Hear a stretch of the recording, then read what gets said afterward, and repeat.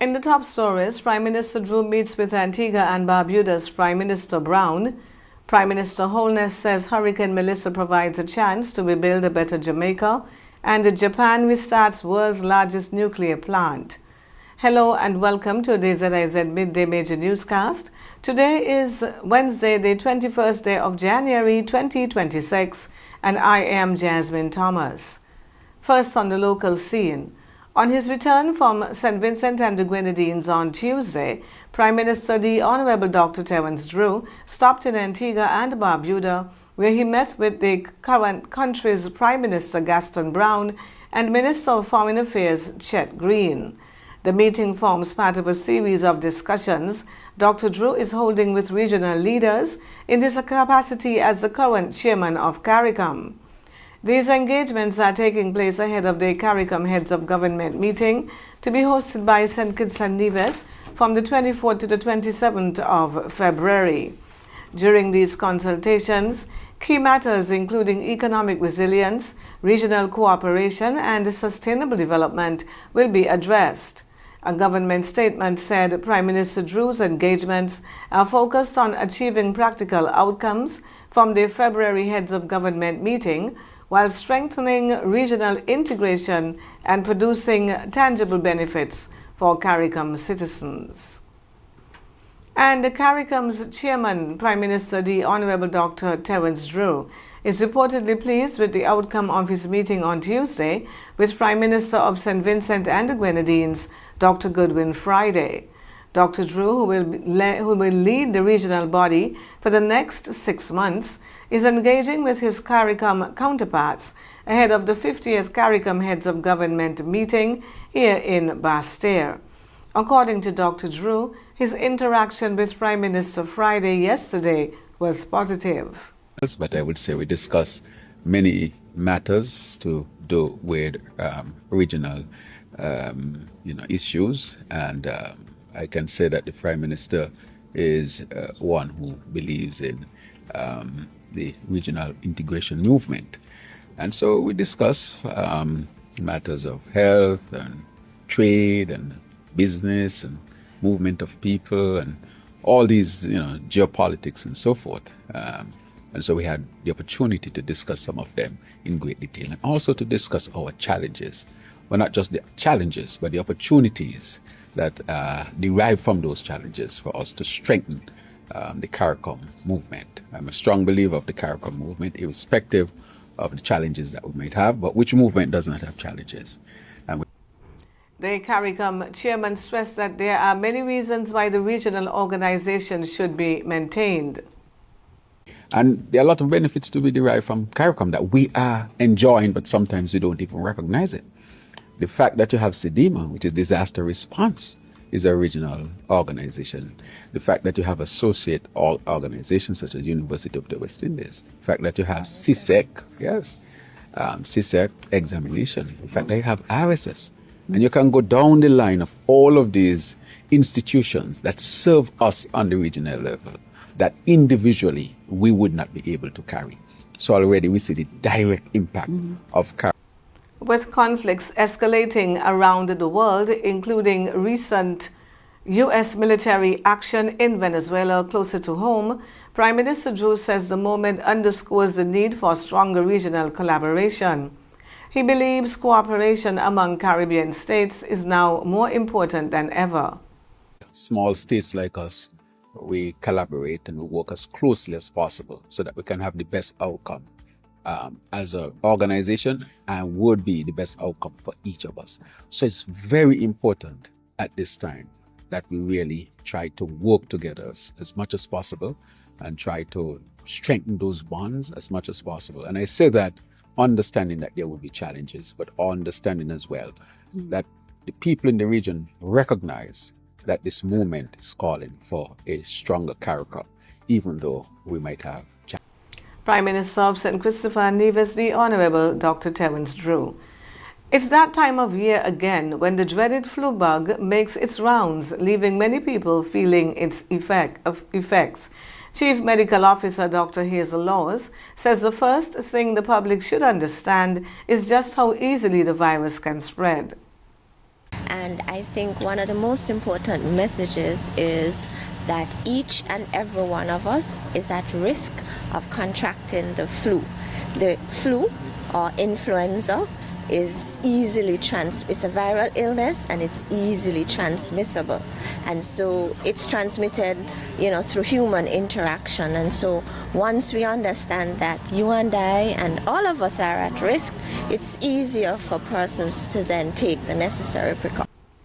As the old saying goes, prevention is better than cure, and Dr. Laws shared practical advice on how we can protect ourselves from the virus. So boosting your immune system is one way in which you can protect against the flu. So for example, making sure you eat healthily, eat properly, fruits, vegetables, adequate rest, very important, and adequate sleep also is very important.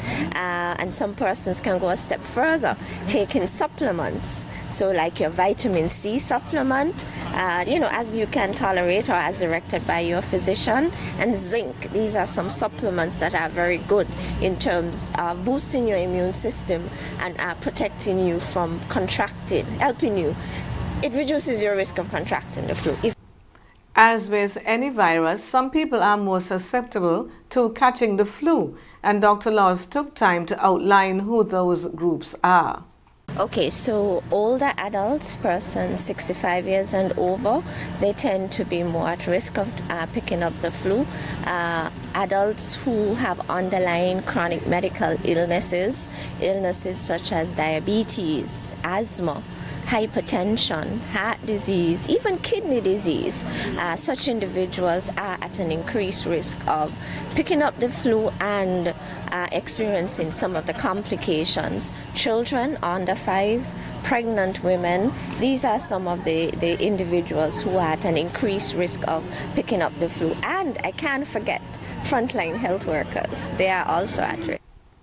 The chief medical officer also urged anyone who has caught the flu to do their best to avoid spreading it to others. So also, if you have the flu, protect others, help to control the spread. And so if you're coughing and sneezing, use a tissue, cough, sneeze, and dispose of it, wash your hands. So that's respiratory etiquette.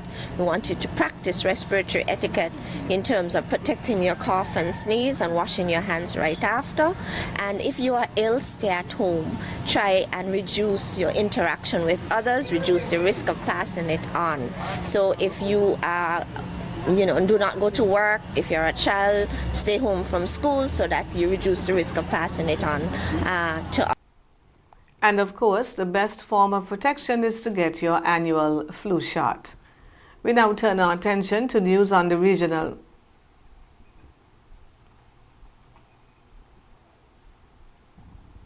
We now turn our attention to news on the regional scene. Prime Minister, the Most Honorable Dr. Andrew Holness, says the widespread damage caused by Hurricane Melissa has opened the door for Jamaica to rebuild stronger, smarter and more resilient than before. Speaking Friday at the Jamaica Defense Force Forward Operating Base in Luana, St. Elizabeth, Holness said the crisis created by the hurricane must be treated as an opportunity for long-term national transformation. The Prime Minister was addressing the handover of more than $200 million in tools and building materials donated by housing developers, New Era Developments Limited and Chemtech Construction. The supplies will support the government's roof restoration program in parishes impacted by the hurricane. And Grenada's parliament has passed legislation amending the country's marijuana laws, decriminalizing cannabis for adults and laying the groundwork for a regulated medicinal and therapeutic cannabis industry. Prime Minister Dickon Mitchell said he had preferred the legal age for cannabis possession to be 18, the age of civil responsibility, but ultimately settled on 21 following passionate debate and expert advice. There was passionate debate. We went back and forth. If you are an adult, you are an adult. 18 is 18. We recognize 18. You can drive, you can vote, you can get married. So from my perspective, you should be allowed at 18 if you do so wish to choose. But I was in the minority, Mitchell said during the debate on the drug abuse.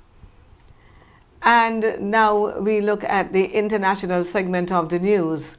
Japan has restarted operations at the world's largest nuclear power plant for the first time since the 2011 Fukushima disaster forced the country to shut all of its reactors. The decision to restart reactor number 6 was taken despite local residents' safety concerns. It was delayed by a day because of an alarm malfunction and is due to begin operating commercially next month. Japan, which had always heavily relied on energy imports, was an early adopter of nuclear power, but in 2011, all 54 of its reactors had to be shut after a massive earthquake and tsunami triggered a meltdown at Fukushima, causing one of the worst nuclear disasters in history. And Britain's government has green-lit plans for China to build a mega embassy close to London's financial district, despite warnings from lawmakers, residents, and Chinese dissidents in exile that the sprawling complex could pose security risks. China bought the site at Royal Mint Court, where Britain used to strike coins for around $312 million in 2018. But the decision on the plans for the new 20,000 square meter embassy, which would become China's largest top diplomatic outpost in Europe, was delayed 3 times before the government granted approval on Tuesday. The delays are a measure of the British government's uncertainty about its approach to China. Britain wants China's money and diplomatic goodwill, but has long been wary about allowing Beijing to build an embassy that would sit near fiber optic cables carrying sensitive data for financial firms, and which some fear could be used to spy on Chinese nationals living in London. We now take a look at the weather. Present weather across St. Kitts and Nevis is partly cloudy, skies with showers in the vicinity. Winds a moderate breeze of 14 miles per hour from an easterly direction. Seas are 1.8 to 3.1 meters or 6 to 10 feet, with swells reaching 2.1 meters or 7 feet. Therefore, both small craft and high surf advisories remain in effect. The weather today, partly cloudy to cloudy skies with a 70% or high chance of showers. Weather tonight, mostly cloudy skies with periods of showers, some of which could be moderate to locally heavy at times. Sunset this evening will be at around 6 o'clock, and the sunrise tomorrow morning is set for approximately 15 minutes before 7. That brings us to the end of the Midday Major Newscast. Join us this evening for details to these stories and more. Thank you for tuning in. I am Jasmine Thomas. God bless you.